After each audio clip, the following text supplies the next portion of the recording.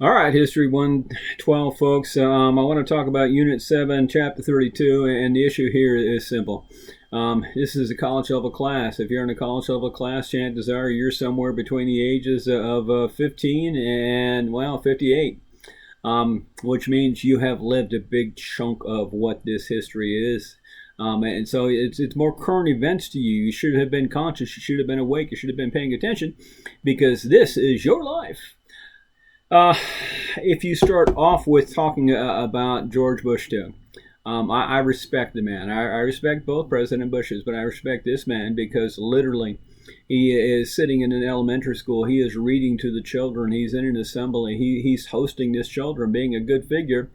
When someone comes in and says, President Bush, and they tell him what has happened, they tell him that not one but two planes have flown into the World Trade Centers.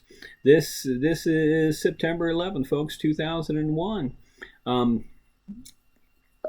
I remember watching the news and being horrified, thinking, "Oh my God, there's a plane wreck," and everything changes when the second plane hits the second tower, and they go, "Oh my God, it's not a plane wreck. Oh my God, this is not an accident." This is going to launch us into the war on terrorism. This is going to create something. Um, your regular life is influenced by this act. This creates the Homeland Security Division. This creates the Patriot Act. This creates the war on terror. This has shaped your entire life. When you pick up your phone and you text someone, when you email someone, when you talk to someone, there are certain words and phrases, whether you like it or not, no, I'm not being paranoid, that are red flags. Okay, there are searches on computer search engines that are red flags. It's part of the system that was set up to guarantee the safety of the people after this incident. Well, this changes an awful lot of how we see things.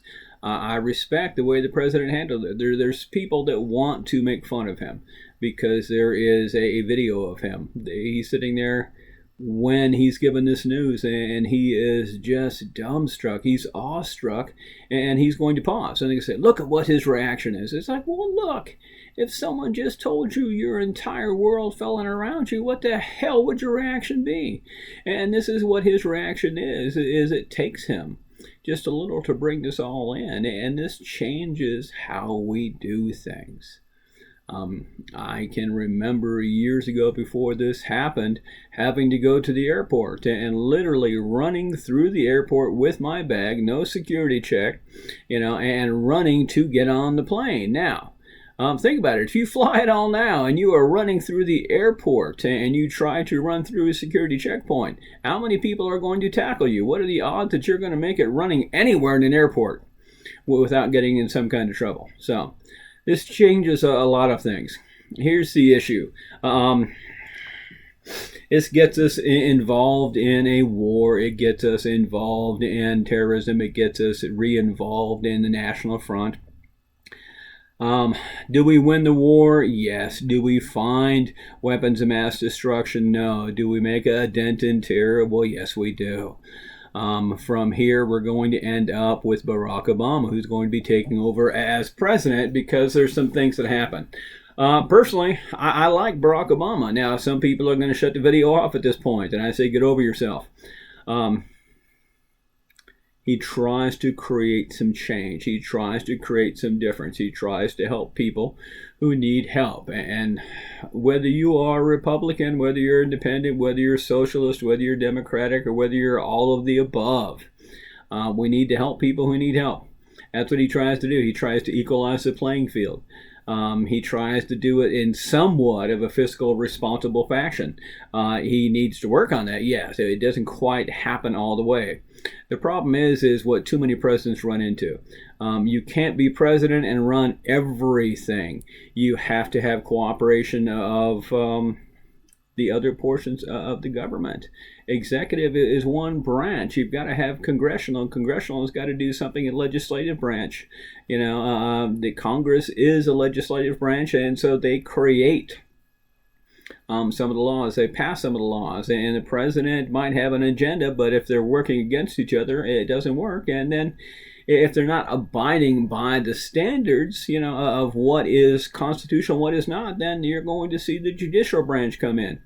At this particular point, those branches aren't really working together. So unfortunately for Barack Obama, he doesn't accomplish nearly as much as he could. But that seems to be the history of presidents along the way.